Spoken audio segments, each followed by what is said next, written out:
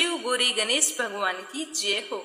द्वापर युग में एक बार यशोदा मैया ने श्री कृष्ण से कहा कि तुम सारे संसार के उत्पादन करता पालनहारी हो, कोई ऐसा व्रत बताओ जिसके करने से मृत्यु लोक में स्त्रियों को विधवा होने का भय ना रहे तथा वह व्रत मनुष्य की सभी मनोकामनाएं पूर्ण करने वाला हो। तो श्री कृष्ण भगवान बोले कि महिलाओं को सौभाग्य की प्राप्ति के लिए 32 पूर्णिमाओं का व्रत करना चाहिए।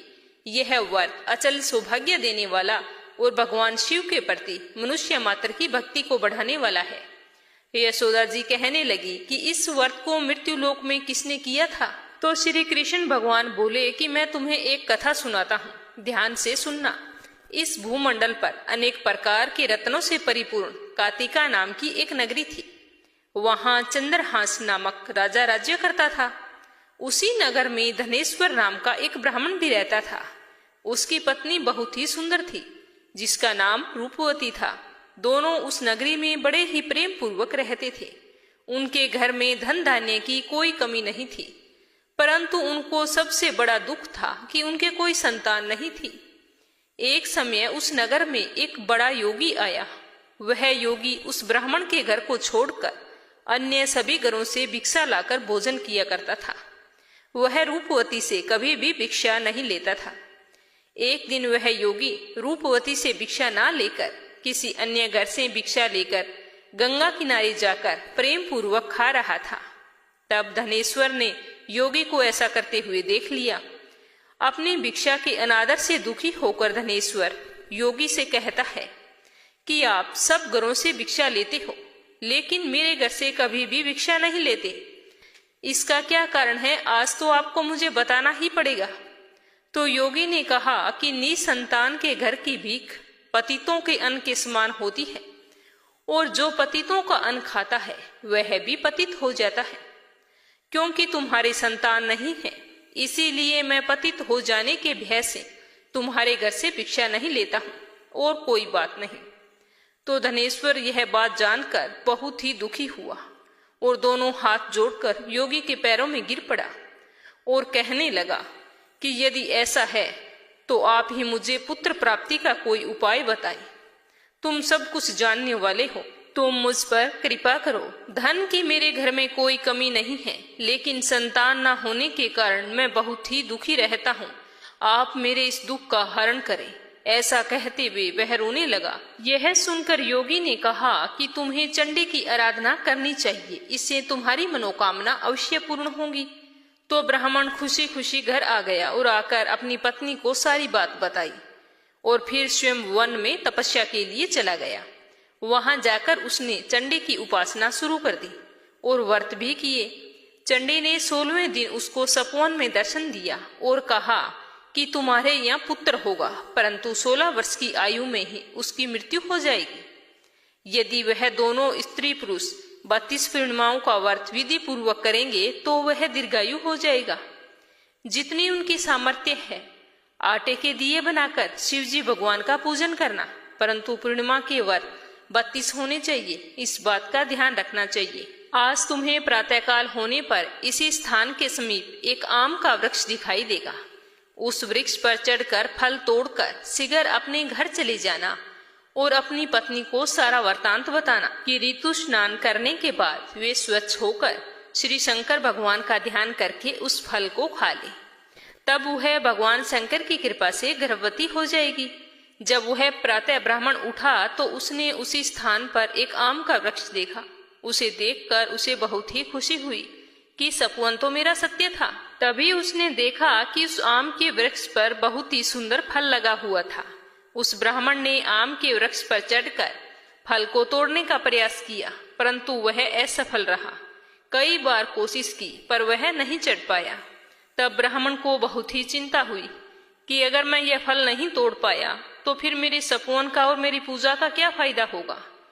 तो वह विघ्न विनाशक श्री गणेश जी की वंदना करके कहने लगा कि हे गणेश भगवान, मुझ पर कृपा करो, इतनी शक्ति दो कि मैं मेरे मनोरथ को पूरा कर सकूं। इस प्रकार से गणेश जी की प्रार्थना करके पेड़ पर चढ़ने की कोशिश की तो वह सफल हो गया चढ़ने में।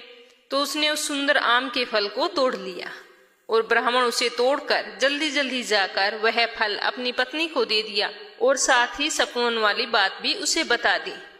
तो उसकी पत्नी ने अपने पति के कहे अनुसार उस फल को खा लिया।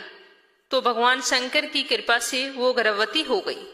देवी जी की असीम कृपा से 9 महीने बाद ब्राह्मणी ने एक बहुत ही सुंदर पुत्र को जन्म दिया। उसका नाम था देवीदास। बालक शुक्ल पक्ष के चंद्रमा की भांति अपने पिता के घर में बड़ा होने लगा। भगवान की कृपा से वह बालक बहुत ही सुंदर, सुशील, विद्या पढ़ने में बहुत ही निपुण था। दुर्गा जी की आज्ञा अनुसार उसकी माता ने 32 पूर्णमासी का व्रत रखना शुरू कर दिया था ताकि उसका पुत्र बड़ी आयु वाला हो जाए। 16वां वर्ष लगते ही देवीदास के माता पिता को बहुत ही चिंता हुई कि कहीं उनका पुत्र इस वर्ष मृत्यु को प्राप्त ना हो जाए। तो उन्होंने अपने मन में विचार किया कि अगर इसकी मृत्यु हमारी आंखों के सामने हुई तो हम कैसे सहन करेंगे। इसीलिए उन्होंने देवीदास के मामा को बुलाया और कहा कि हमारी एक बहुत बड़ी इच्छा है। देवीदास को 1 वर्ष तक काशी में जाकर विद्या का अध्ययन करवाना है और कभी उसे अकेला नहीं छोड़ना। इसीलिए तुम इसके साथ चले जाओ और 1 वर्ष के पश्चात इसे वापस ले आना। तो उसके मामा ने कहा, ठीक है, जैसा आप कहोगे मैं वैसा ही करूंगा। तो उसके माता पिता ने देवीदास को एक घोड़े पर बैठाकर खाने पीने का सारा प्रबंध कर मामा के साथ विदा कर दिया। परंतु यह बात उन्होंने मामा को या किसी और को नहीं बताई। मामा भांजे के चले जाने के बाद धनेश्वर अपनी पत्नी के साथ माता भगवती के सामने मंगल कामना तथा दीर्घायु के लिए भगवती की आराधना करने लगी। पूर्णमासी के व्रत तो शुरू किए हुए थे, तो इस प्रकार बराबर उन्होंने 32 पूर्णमासी के व्रतों को उन्होंने पूरा कर दिया। उधर वो मामा भांजे घर से चलने के बाद कुछ दिनों बाद एक गांव में रात बिताने के लिए ठहरे। जहां पर वो ठहरे थे वहां पर ब्राह्मण की एक सुंदर लड़की का विवाह होने वाला था। जिस धर्मशाला में वर और बारात के बाकी लोग रुके हुए थे उसी धर्मशाला में देवीदास और उसके मामा ठहर गए। उधर कन्या को तेल आदि चढ़ाने के बाद जब लगन का समय आया तो वर की तबीयत खराब हो गई। वर के पिता ने अपने परिवार वालों से विचार विमर्श करके कहा कि यह देवीदास मेरे पुत्र जैसा है, मैं इसके साथ एक बार लगन करवा देता हूं और बाकी सारे कार्य बाद में मेरे बेटे के साथ पूरे हो जाएंगे। ऐसा कहने के बाद वर का पिता देवीदास को मांगने के लिए उसके मामा के पास गया और उन्हें सारी बात बताई। तो देवीदास के मामा ने कहा कि कन्यादान में जो कुछ मिलेगा वो सब हमें दे देना है। तो वर के पिता ने बात स्वीकार कर ली। इसके बाद देवीदास का विवाह उस कन्या के साथ संपन्न हो गया। इसके बाद देवीदास और उसकी पत्नी को भोजन परोसा गया तो देवीदास भोजन ना कर सका। वो मन ही मन विचार करने लगा कि ना जाने यह किसकी पत्नी होगी, मैंने ये क्या कर दिया। यह सोचकर उसकी आंखों में आंसू आ गए। तब वधू ने पूछा कि क्या बात है, आप इतने उदास क्यों हैं। तब उसने सारी बातें उसको बता दी। तब कन्या कहने लगी कि यह तो धर्म के खिलाफ है, अब तो आप ही मेरे पति हैं, मैंने आपके साथ फेरे लिए हैं, मैं आपकी पत्नी ही रहूंगी, किसी अन्य की नहीं। तब देवीदास ने कहा कि ऐसा मत करिए, क्योंकि मेरी आयु बहुत कम है, मेरे बाद आपका क्या होगा। लेकिन उसकी पत्नी नहीं मानी, बोली स्वामी आप भोजन कीजिए। दोनों रात में सोने के लिए चले गए। सुबह देवीदास ने पत्नी को 4 नगों से जड़ी एक अंगूठी और एक रुमाल दिया और कहा कि इसे लो और संकेत समझकर स्थिर चित्त हो जाओ और मेरे मरण और जीवन जानने के लिए एक पुष्प वाटिका बना लो, उसमें सुगंधी वाली एक नवमल्लिका लगा लो, उसे प्रतिदिन जल से सिंचा करना और आनंद के साथ खेलो कूदो।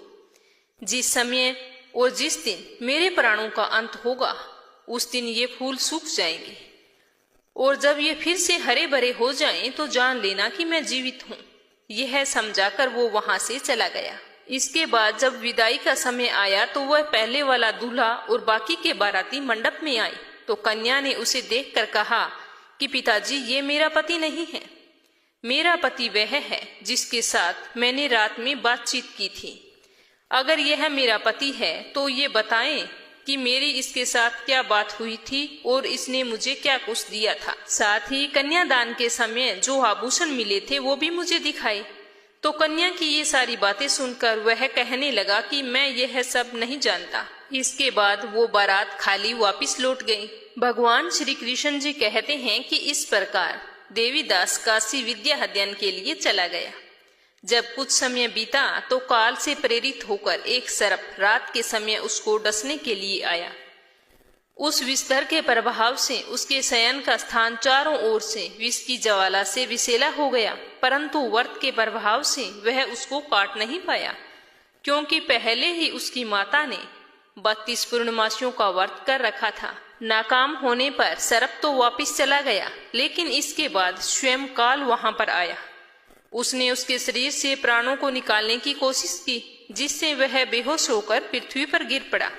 भगवान की कृपा से उसी समय माता पार्वती भगवान शंकर के साथ वहां से गुजर रही थी, तो उसको बेहोश दशा में देखकर पार्वती जी ने भगवान से प्रार्थना की कि इस बालक की माता ने पहले ही 32 पूर्णमासियों का व्रत पूरा कर लिया है, आप उसे प्राण दान दें।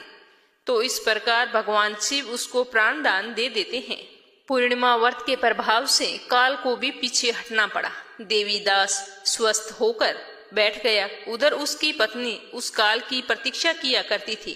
जब उसने देखा कि उस पुष्प वाटिका में सारे फूल सूख गए हैं, तो उसको बहुत ही हैरानी हुई। लेकिन जब वाटिका फिर से हरी भरी हुई तो वह जान गई कि उसके पति को कुछ भी नहीं हुआ। यह देखकर वह बहुत खुश हुई और मन ही मन कहने लगी कि मेरे पति जिंदा हैं। फिर उसने अपने पिता से कहा कि पिताजी, मेरे पति जिंदा हैं, आप उन्हें खोज कर लाएं। तो पिताजी ने कहा कि ठीक है। उधर 16वां साल पूरा हो गया था, तो देवीदास अपने मामा के साथ काशी से वापिस आ रहा था। उधर उनके ससुर उनको खोजने के लिए जाने ही वाले थे कि दोनों मामा भांजे वहां आ गए। उनको आया हुआ देखकर उसके ससुर को बहुत ही प्रसन्नता हुई और उन्हें अपने साथ घर ले आई। तो उसी समय नगर के सारे लोग वहां पर इकट्ठे हो गए। सारे लोगों ने और उस कन्या ने उस लड़के को पहचान लिया। कुछ दिन वहां रुकने के बाद देवीदास अपनी पत्नी और मामा के साथ अपने ससुराल से बहुत सारे उपहार लेकर अपने नगर को रवाना हुए। जैसे ही वो अपने गांव के निकट पहुंचे, उसको देखते ही गांव के लोगों ने उसके माता पिता को जाकर कहा कि देवीदास अपनी पत्नी और मामा के साथ आ रहा है। तो ऐसा सुनकर उसके माता पिता बहुत ही खुश हुए। पुत्र और पुत्रवधू के आने की खुशी में धनेश्वर ने बहुत ही बड़ा उत्सव मनाया। तब श्री कृष्ण जी कहते हैं कि धनेश्वर 32 पूर्णमासी के प्रभाव से पुत्रवान हुआ। जो व्यक्ति इस व्रत को करते हैं वे जन्म जन्मांतर के पापों से छुटकारा पा लेते हैं। वैशाख पूर्णिमा का बहुत ही अधिक महत्व होता है। इस दिन दान करना बहुत शुभ माना जाता है। इस दिन किए गए दान पुण्य का कई गुना ज्यादा फल हमें प्राप्त होता है। इस पावन दिन व्रत करने से सारे पापों का नाश हो जाता है और मृत्यु के बाद वैकुंठ लोक में स्थान मिलता है। वैशाख पूर्णिमा के दिन जो भी व्रत करता है, भगवान श्री हरि विष्णु उसके सारे दुख और दर्द दूर कर देते हैं। बोलो श्री हरि विष्णु की जय हो।